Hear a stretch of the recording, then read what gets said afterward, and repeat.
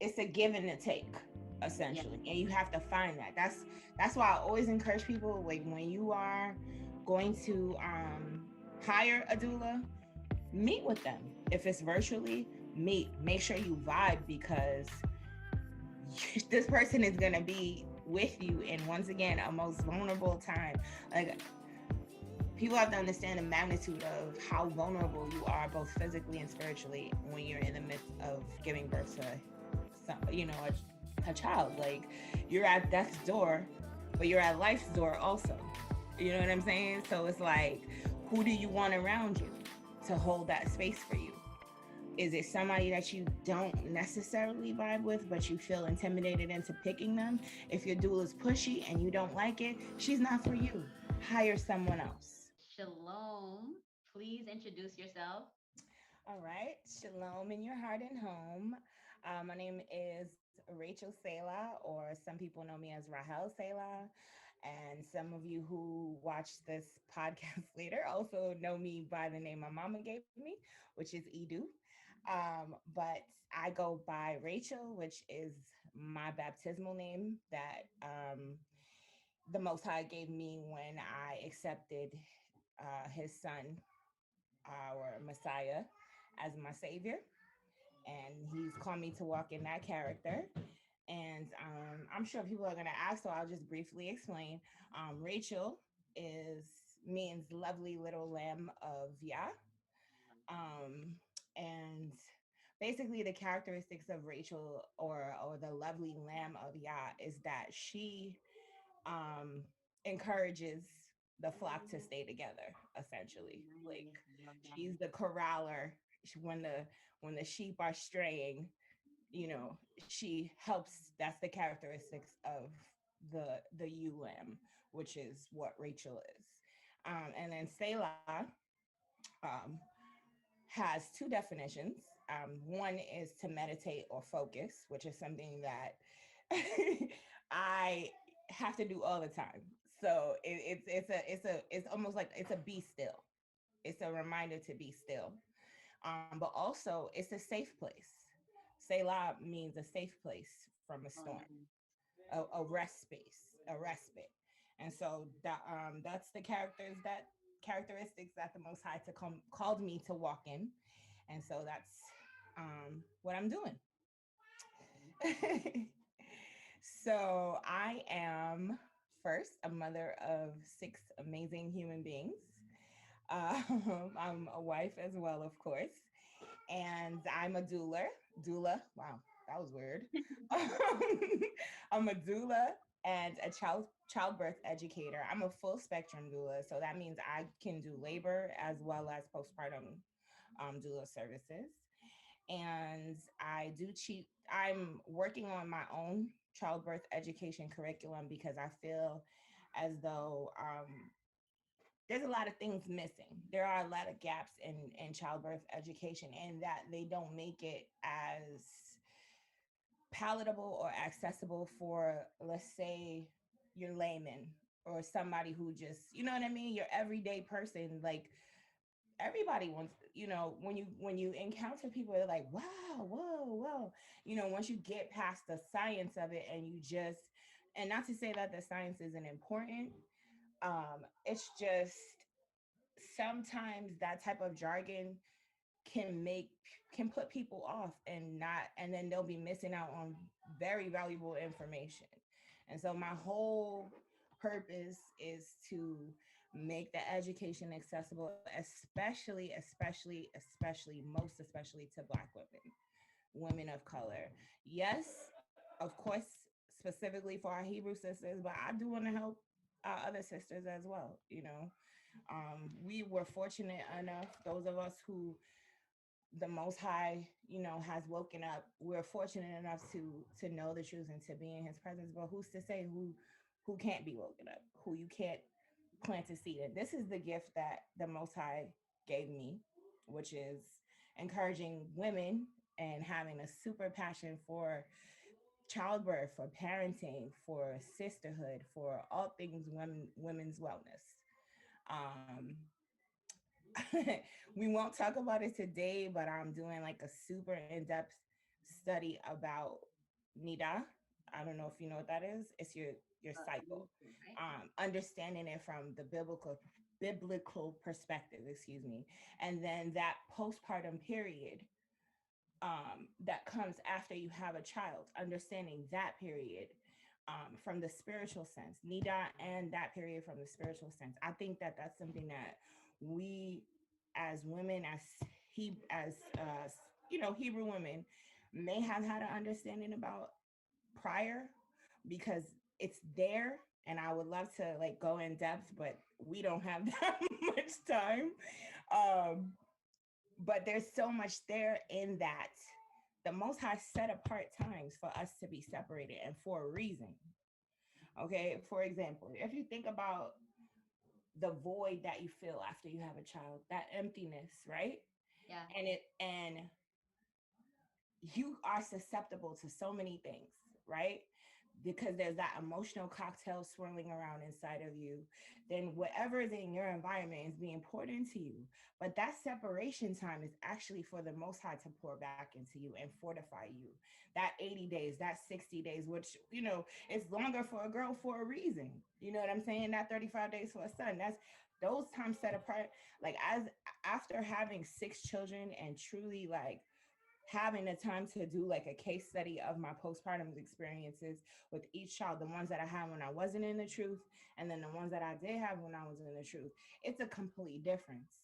The recovery was completely different, even mentally. You know what I mean? Like, Wow. understanding that yes, you're gonna be susceptible to postpartum depression because it's a natural thing that happens because you're empty, right?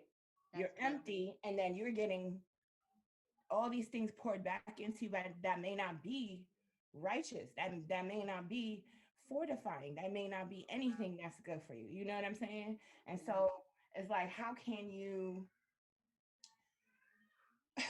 how can you stay connected to Father? How can you make time for Father in the fray of recovering from having a baby, in the fray of taking care of the children you already have and the new baby and yourself, right?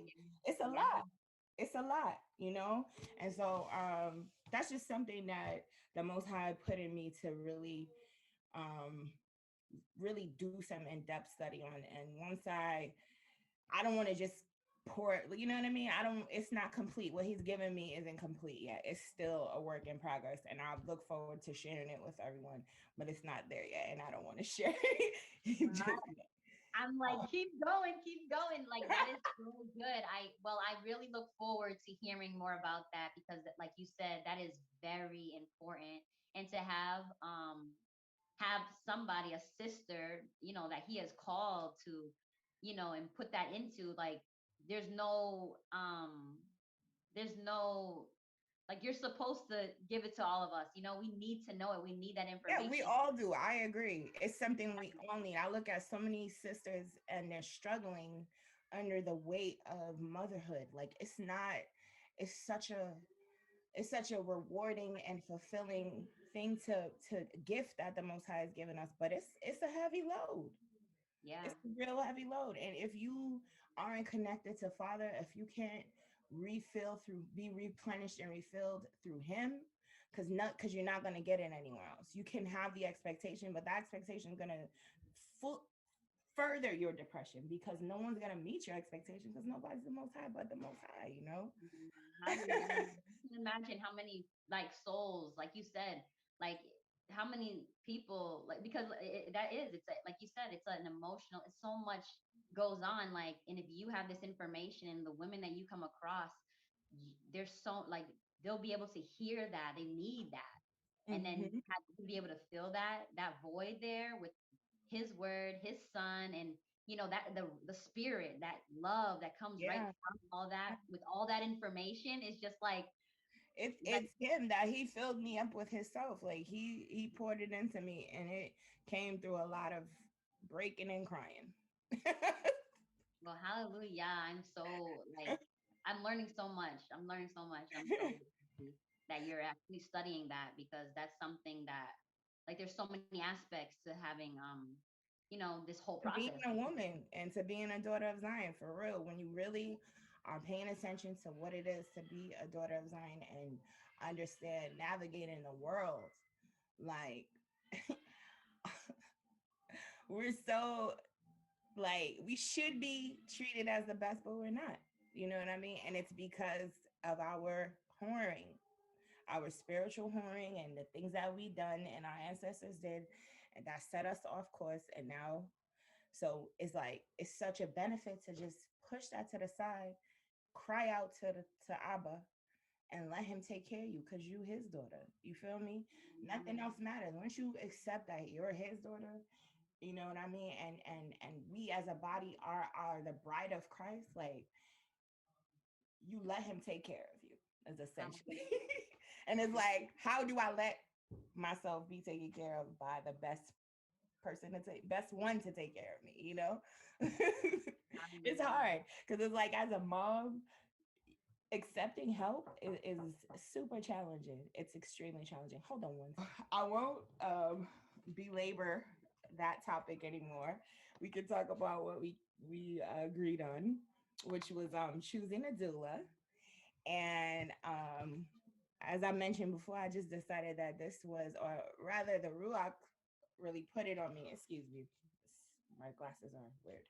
Okay, the Ruach put it on me because it's something that I feel I'm seeing a lot of women trying to find a doula and finding doulas, but I'm hearing horror stories. So I'll give you an example, just a quick story. Um, a sis of one of my sisters shared with her that she recently had a unassisted home birth, but she, got a doula, and her doula must have been on some type of drugs because she came to the woman's house and laid on the couch for the entirety of her labor and fell asleep and didn't wake up Oh until my the labor goodness. was over. Wow. Okay, Well, right? she signed up for unassisted birth, I guess. No, that's but not right. That's but not she, right. you know what I Hi. mean? Exactly. You were hired. You were hired to do something. And unassisted doesn't mean, it means you don't stick your fingers to do vaginal checks. It means you let the mother labor without interruption. It doesn't mean that you go lay on the couch and fall asleep. It does mean that you say, "Hey, are you okay? How you feeling? Is there anything I can do for you?" Hold the space, because that's your job and you got paid to do it, right? Yeah. Yeah. So, and it seems Absolutely. like it's so funny because that wasn't the first time like that I heard a story like that, and so I I'm just like, okay, so there obviously is some type of disconnect going on with what mothers, expected mothers, need to look for when they are hiring a doula. Like nobody's telling them what the expectation is. Some people even think that doulas give medical advice and things like that. They are not allowed to do that. Yeah. Like under no circumstances should a doula be giving you medical advice. They are not medical professionals. And Yeah. I'm speaking because I'm speaking as a doula. I don't give medical advice to anyone. I don't go against whatever their practitioner says. My go-to line is, what does your provider say? And then I'll give, if you still don't feel like you're comfortable with what your provider says, then I'll provide you with resources. But I'm not going to give you information as though I'm some type of expert based on what I would do for myself, because I'm not the mother in labor, or you know what I mean. um and so that's just it's bothering me because it's also putting doulas who are passionate about the work and who are serious about the work in a bad place. You giving, Yeah. you're Yeah. disrespecting something so sacred, and even the word doula, that's a Greek word. And I mean, for me, I really don't like to, but for lack of a better term, I suppose, we could say doula, but like some people are reclaiming, that's like negating that term and just calling themselves birth assistants. um Okay. I heard birth sister, and I love that. I like that too. Birth Birth sister. sister. I like that. That's really nice. That's really nice. I like that one. And Birth well, sister. and it was I was told that it was a like you said, it was a Greek word. And then also another woman, the one who told me that she goes by birth sister, and she got the training, they refer them as birth sisters. She told me that it was for Black people in particular in this country, that it was turned into a byword because we as Hebrews or Black people, like that was part of our culture. And when like the what's it called, mammies or whatever, they Mm-hmm. would deliver the babies. They were delivering the Black babies during slavery, after slavery, during Mm-hmm. segregation, and they were also delivering the even white babies. And then the men, or I guess the European doctors, they took over the whole. They were trying to figure out a way to get these women, more women into the hospital, because home birth was the thing. Nobody went to the Yeah, hospital. And yeah. midwives, they were all called midwives then. They weren't called birth sisters or So you're doulas. talking about some really good points, and if you ever get a chance, check this book out. Yeah, I was looking at the library It's for um medical it's bondage. about the origins of gynecology in America. Take it easy because it's hard to get through. It makes you want to cry like so much. I don't know what's in that book, but I did see a couple of documentaries, and like I couldn't even. It made me Yeah. angry. It made me angry. Mm-hmm. But yeah. So what I was told was, okay, to get more of these women inside of the. I started reading this book. Where is it? Let me get a book. I still need to finish it. But this one right here, Listen to Me Good. Mm-hmm. Yeah, so she's in Alabama, and Okay. she was a Black birth midwife. Midwife. She was a midwife. Yeah, Yeah, a granny but she was, midwife. yep, she was talking about it. And well, just the same thing the lady that I was telling you about told me about the birth sister. She was just saying that the doctors wanted to get um trying to regulate it, so they were like, so that they couldn't deliver the babies, and they can get more people into the hospitals and not at home having birth. So then they Mm-hmm. started trying to give certain names to validate and whatever. It's just not right. And so I'm Yeah. happy to hear that you're doing some more things on birth education, because that is I feel like that's a skill, or like something that at least we should know about our bodies, even if we're not doing it as work, just being women, period, and having these parts of our bodies. It shouldn't be like Mm-hmm. you said at the beginning, in the when we were talking before recording, that all of that medical jargon is just like, is people are like, what? But if Yeah. you make it like at like how it should be, where it's just this normal natural event that every woman should know that happens with her body, Mm-hmm. for us to know, especially like you said, Black women, like that would be such a benefit for our community. So we know what's going on. We can advocate better for ourselves. And I don't know what else you're gonna put in what you're working on, but I can't imagine how much more the Most High reveals to you to share with us. But I'll let you go on about how to choose a doula, and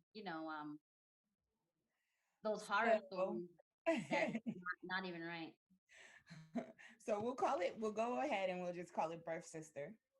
Birth And sister, birth I just want to talk about like what is a birth sister or doula for just the purposes of, reminding people what we're talking about.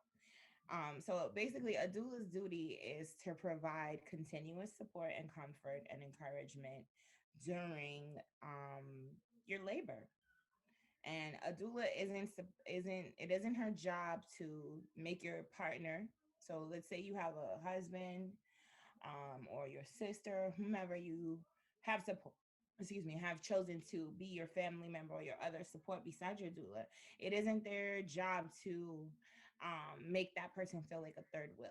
A good doula knows how to encourage and facilitate a space that would allow that partner to support the birthing mother as well and be a part of the labor process, Okay. right? Um, so she also, I'm not really comfortable with male doulas, but to each their own.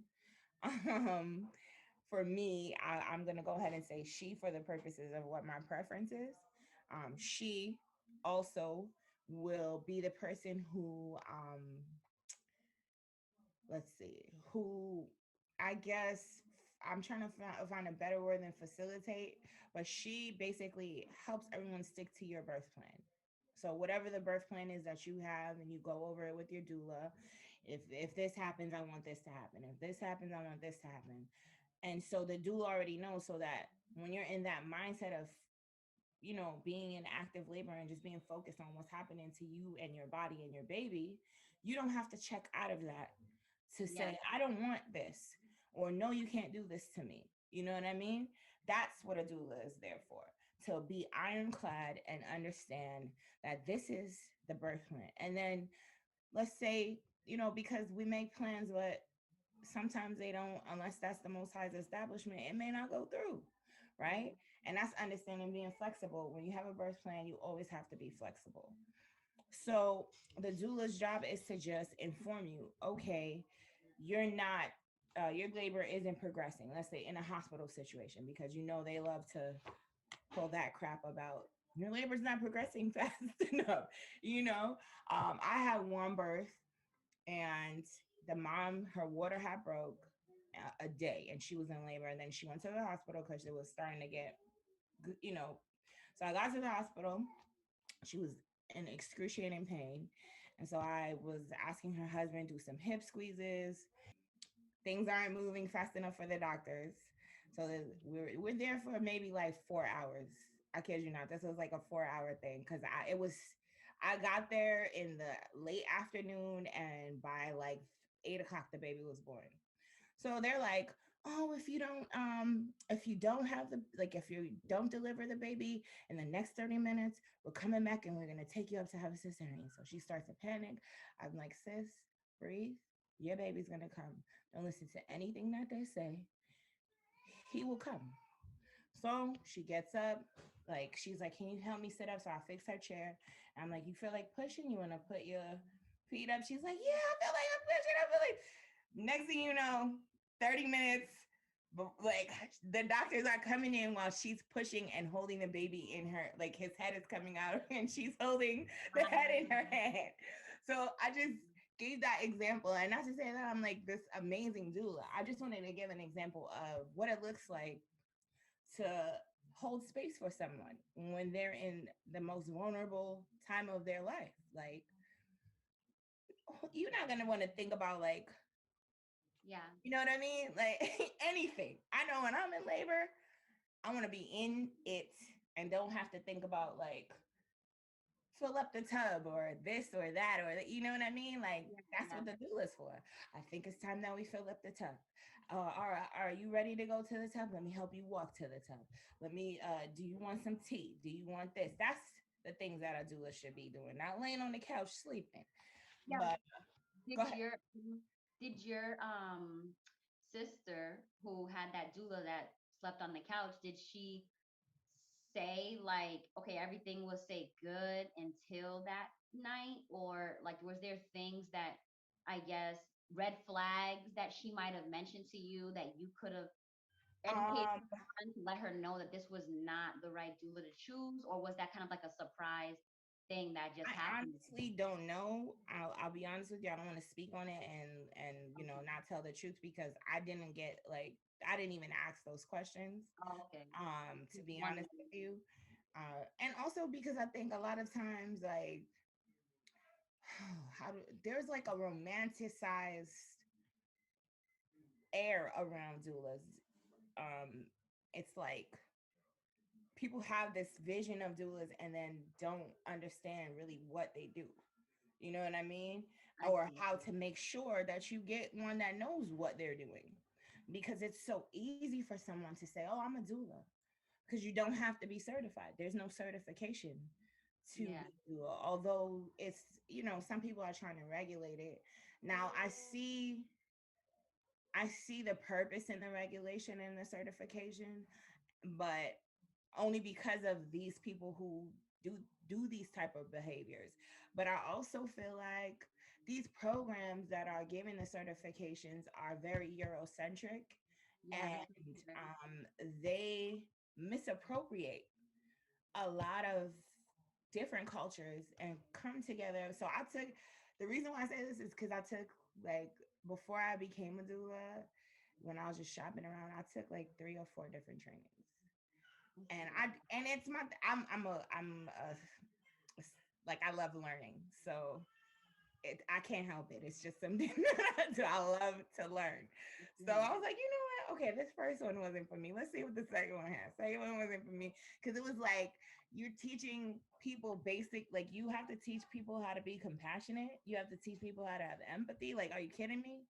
You Yeah. know. And so I realized I'm like, what are you? What gives you the right and the authority to say that someone is certified? You know what I mean? I see. Yeah.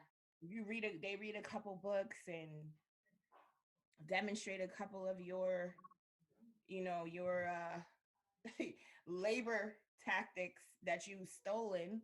Like I don't know if you've heard about Rebozo. Um It's like a, isn't it the like something rap. about a rap? I don't know. I don't know Yeah. details. I do So know a something lot about of these Eurocentric uh doula organizations were using and promoting the Rebozo, but then the people who the Rebozo came from was like, could y'all please stop? Because now it's a little bit, if used improperly, it can end up being dangerous, right? And it's a tradition now is passed on from mother to daughter to grandmother in this particular group of people, and they have time to perfect the use of it. You teach these companies are teaching Rebozo use in like 1 hour of a weekend long session, and then expecting people to go around and act like they're experts. It's for me, I never used it because I felt like it was a little dangerous because the way that you do the Rebozo, it you can move, it's a hip mover, right? And if you do it wrong, you're gonna mess with that mother's back or hips and mess up their alignment. You know what I mean? Like certain Mhm. things just you don't do if you don't have the training for it. But that's the irresponsibility of these Eurocentric doula training Yeah. associations, Yeah. right? Because at the end of the day, it's a market and it's money for them. Yeah. You know, it's money. They're going all around. Oh, we're doing the training here. We're doing the training here. Oh, and teach me how to be a woman. It's womanhood. It's like it's super witchy. Also, you know what I Yeah. mean. There's a big witchcraft aspect to it. And for my Hebrew sisters, I want them to be able to navigate picking a doula and understand and hoping that they're not, because another sister of mine was like she picked a doula and the doula ended up having like her ruach, they just couldn't mesh because she felt like that doula was a witch, right?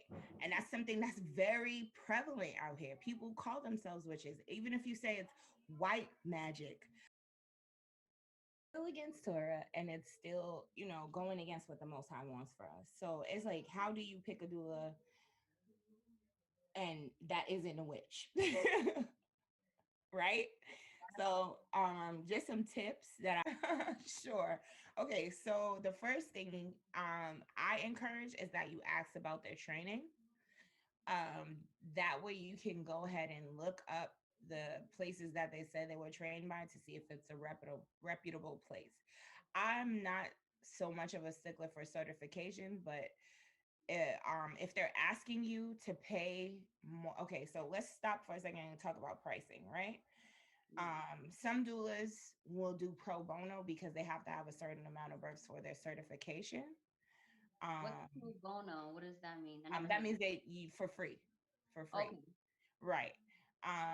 Or they'll do it like on a sliding scale. So they most will go, the lowest they'll go is about $500, right? Okay. If they're certified, they're gonna expect you to pay anywhere between 500 and at least $2,000. It Okay. should never be more than that. Anything more than that, they are trying to beat you up, beat you over the head. um, for uncertified doulas, it's like anywhere from 500 to 1,500. Like if she's really good, and so for postpartum care costs more than postpartum doulas do charge more than labor. doulas because they do a little bit more. Yeah. They're there, you know, they can even, some even go as far as to be like a night nurse. They Yeah. offer I that, see. they can offer that service as well.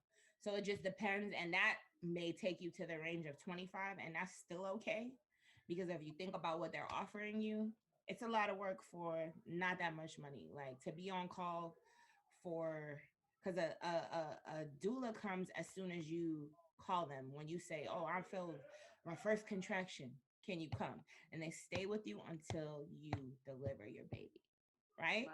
Whereas Yeah. a midwife wants you to call them when your labor is active. Yeah. Okay, so when you think about that, the pricing is definitely reasonable, Yeah. right? um but you should get what you pay for. So a doula doesn't have the right to come in, like come to your labor and be on the phone, sleeping, da da da da, whatever. Like they have a job to do, and the way to ensure that they do their job is to carve out what your expectations are. Be very clear about what you expect from them and if they are comfortable with meeting those expectations. So let's say you're you know, are having a home birth and you have your doula and you call her, oh, I'm in labor, but it's early labor, so it's not active labor, right? And you've been in early labor for like 12 hours and your doula been with you the whole time. It is perfectly fine for your doula to get a break, to go like decompress for an hour or so. You know what I mean? Like that's okay. You Yeah. know, you have to be, she's not your slave. She's not your, you know, there's a, it's a give and a take Yeah. essentially. And you have to find that. That's why I always encourage people, like when you are going to hire a doula, meet with them. If it's virtually, make sure you vibe, because this person is going to be with you in, once again, a most vulnerable time. Like people have to understand the magnitude of how vulnerable you are both physically and spiritually when you're in the midst of giving birth to some, you know, a child. Like you're at death's door, but you're at life's door also. You know what I'm saying? So it's like, who do you want around you to hold that space for you? Is it somebody that you don't necessarily vibe with, but you feel intimidated into picking them? If your doula is pushy and you don't like it, she's not for you. Hire someone else. If your doula is, you know, whatever, if you get even one bad feeling about the doula, don't keep them. That is my advice all the time. If you don't, you don't have to be nice. This is about your space. This is about your protection. This is about your labor, what you need in that moment.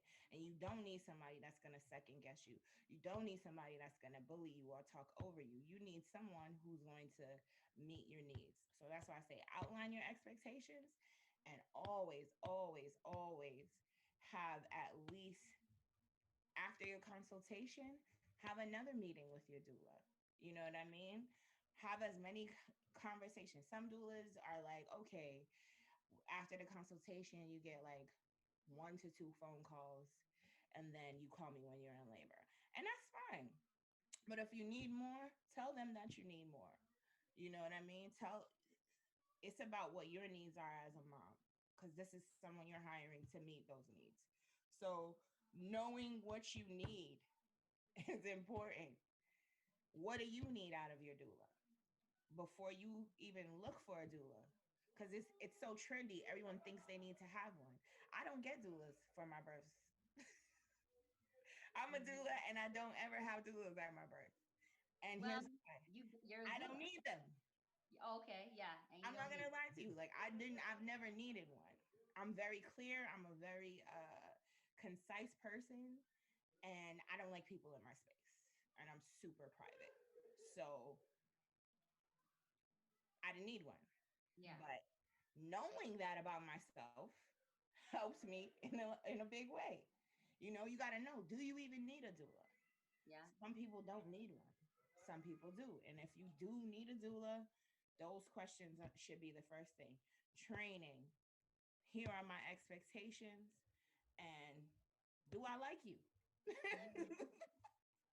Although do I like you should be the first, Right. you know? Um, so there's like I'm gonna do a quick a doula should and should not, just to give so that way so doulas shouldn't give medical advice under no circumstance. Should your doula be giving you any medical advice, whether it supports or contradicts your provider.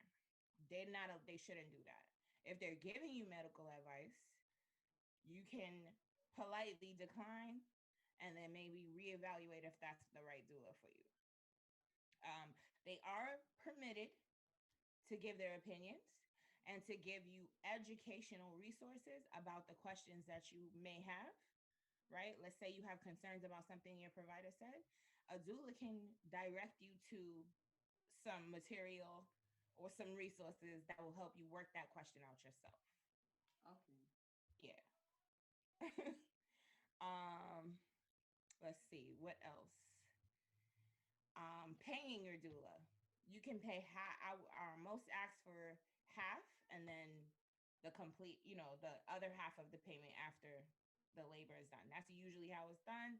That's how I encourage people to do it. That way you don't feel gypped, and that way you can at least, you'll have to cut your losses, but you can still change your doula if you want to. And I suggest deciding if you like your doula before you sign a contract with them, because once you sign that contract you have to at least pay them the half that you you started with, right? So you want to make sure that you like your doula, and it's a simple, having another conversation. You can tell a lot about someone by just a first conversation. I don't know, I'm of that mind because I'm pretty good at Yes. gauging someone by one You have conversation, to have but everybody may good not be, you discerning. know You have to as have discerning as myself, and that's fine. But that's something that I encourage you to do. If you even have one, I can't stress this enough. If you have even one doubt about your doula, cancel that doula. Hold one sec. yeah, no problem.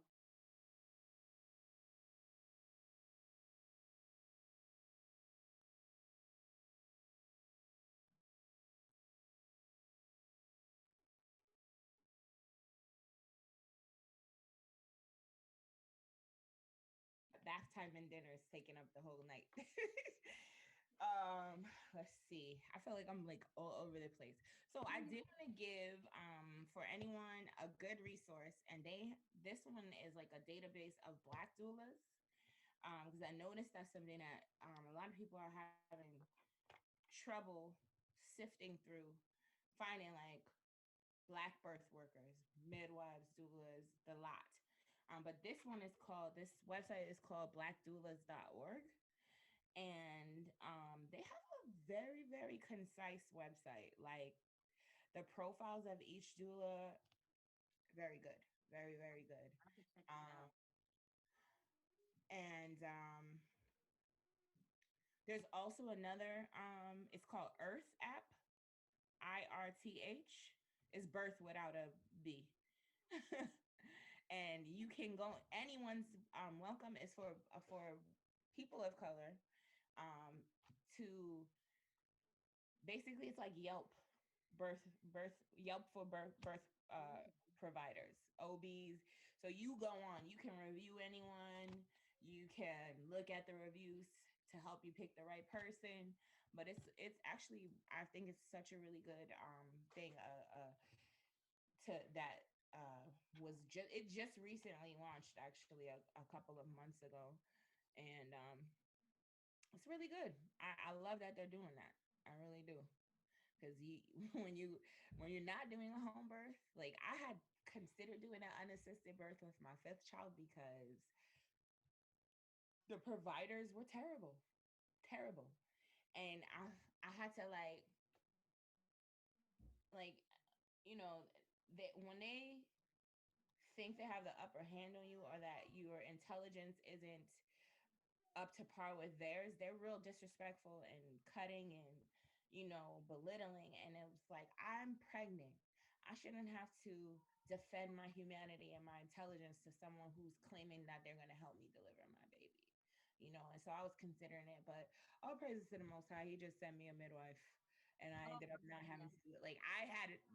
When I tell you, I had it planned out. I was like, okay, I'm gonna need this list of supplies and take my I need to check my blood pressure and do this and monitor my sugar and I was gonna get like that little Doppler thing that the midwives have and everything, but I ended up not needing to. And then on my next birth, I pretty much like did my own OB care, and because I would go to like my OB visits, and I would feel like it was like a complete waste of time. Cause she's like telling me, and I'm like, I know, I'm fine. I don't even know why I'm here. I know what my blood pressure is. I know what my sugar is. I'm not gaining any weight. The baby's moving. What? Like, why do I have to keep coming here? You know what I'm saying? Oh, because you want to line your pockets. That's why I Right? got to come That's here what I'm every gonna other say week. next. That's what I'm gonna say next. So, it ended up in a way, and ended up being an unassisted birth because my midwife came after the baby was born. I delivered her myself. At your Yeah, house or yeah, at in a my house. In my house. Yeah, wow. I don't like the hospital. The last hospital birth I had was with my twins, and that was just an emergency because I had a terrible midwife who was just completely just unavailable and undependable. Wow. So, but it's okay. It worked out for my good Yeah. because you know I was still able to get to the hospital in time and have the babies with no problems. So, Wow. That's awesome. yeah. And how about, I had a question about doulas. How's the care look? Is it so you said you mentioned the consultation, you mentioned the birth and possibly postpartum care, but Hmm. during your pregnancy, what does that look like for um if I were to hire when I go through that checklist and I go through the recommendations that you have given, and I Uh-huh. finally choose my doula, and then I pay her that half that you recommended, then what does it look like for me? I guess I know it depends on the expectations of each Hmm. person, but like if this is the first time, what should be some of my what serve what do you how do you serve me, like how often Right. do I see you, do So I call you? basically, what the doula would be doing next is just preparing you for labor, helping you get yourself together for labor.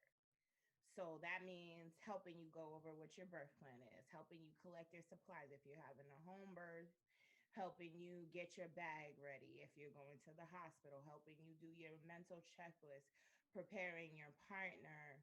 Um, Sometimes, it depends on the doula. If she's a good doula, she may go over like she may ask you questions to help you prepare your birth plan. So those questions will be regarding pain management, regarding whether or not you want to eat, whether regarding what you like what are your likes, what don't you like, what smells don't you like, you know what I mean? Creating the right environment for you to labor. So that's just it, just like helping you with your labor plan, preparing you for labor, and basically holding the space based on what you guys discussed. And so as a doula, is there like actual sessions that you would want to, you know, have them there on the phone, like once a month, once a week, or No, they don't okay, usually do that. Honestly, they don't. You can call your doula if you have questions, but it might be like because you don't really hire your doula until you're at least past your second trimester, anyways, like well that's good into to the know. second trimester. And then it's just a matter of like this. You can call them whenever you want, but like outside of the consultation, and then like the first to maybe one or two meetings in between, and then toward the end you can stay in contact, just like how you feeling, quick calls here and there, but But you're basically nothing. It's not as involved as like a midwife or a doctor would be. okay, and so basically, like you said, preparing for labor. So that's when you are okay. We have everything that we needed during this, say during that after the second trimester and beyond, and now it's time to kind of like be more hands-on Right. when labor and postpartum comes. Exactly. Okay. Exactly. Well, Exactly. Exactly. I would have liked to like be way more in depth because it's so much information. But I mean, I feel like we got a good, you know, we can do a part two if you want. But I think we got a good bit of information out of the conversation. yeah, how to like that exactly like the topic, how to choose a doula. Like Yeah. covered all that. I mean, other than, is there anything else you want to share? Because I have the time.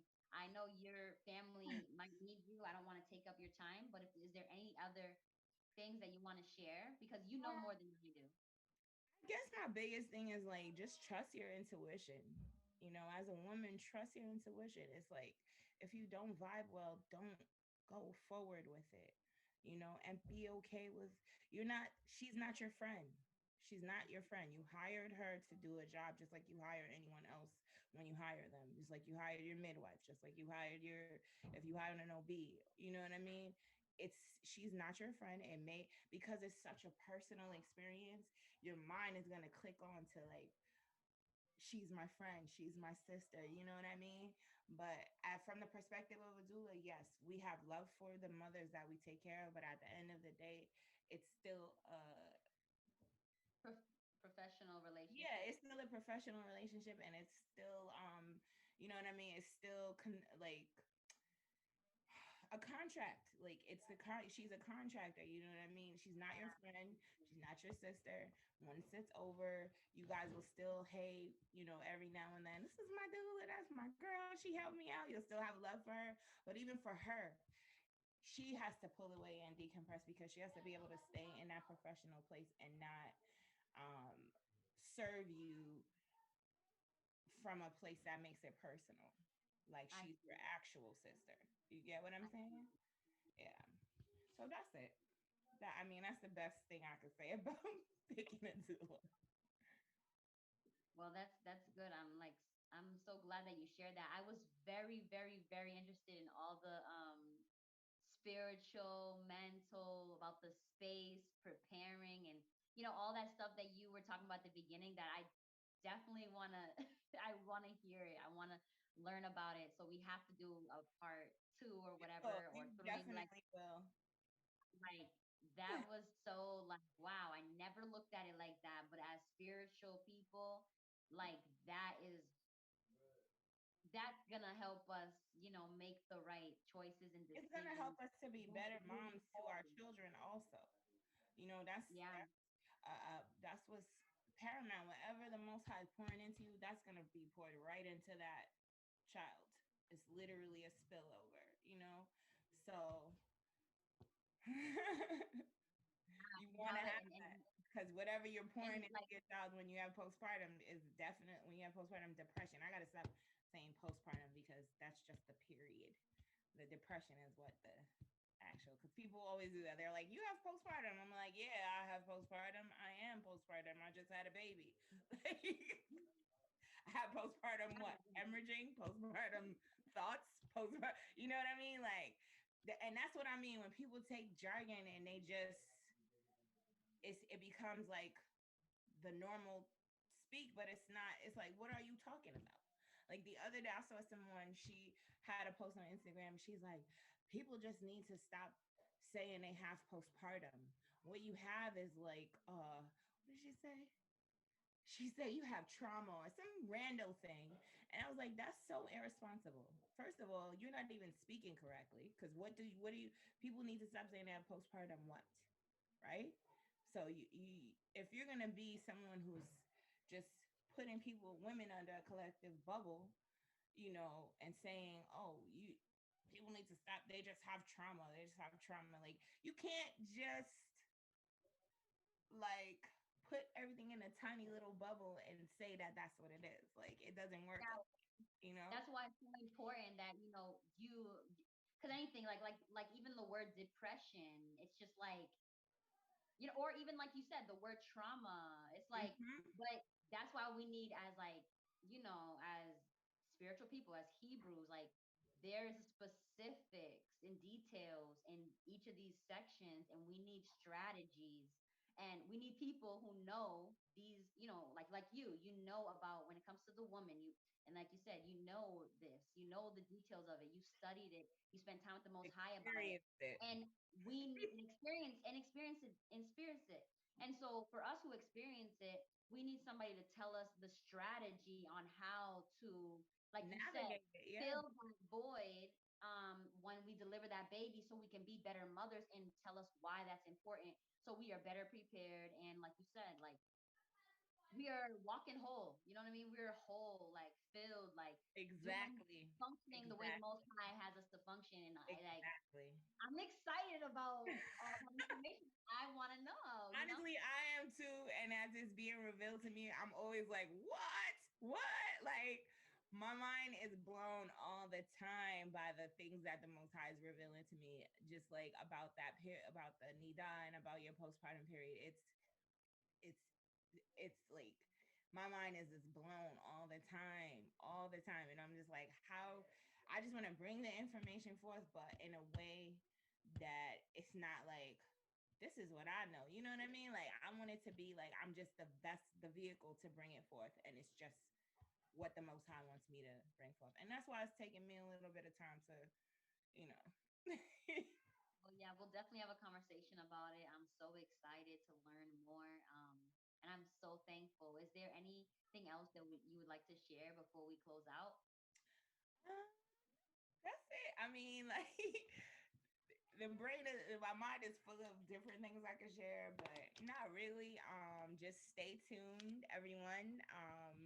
I will be relaunching my YouTube channel, and it's gonna be like different small informational videos about the different subjects. So like, it'll be a small video about picking your doula, just whatever topics like um that anyone asks me a question about, I always go and do a whole bunch of research about it outside of my own, experience and stuff, so that I have resources for them to go and look themselves.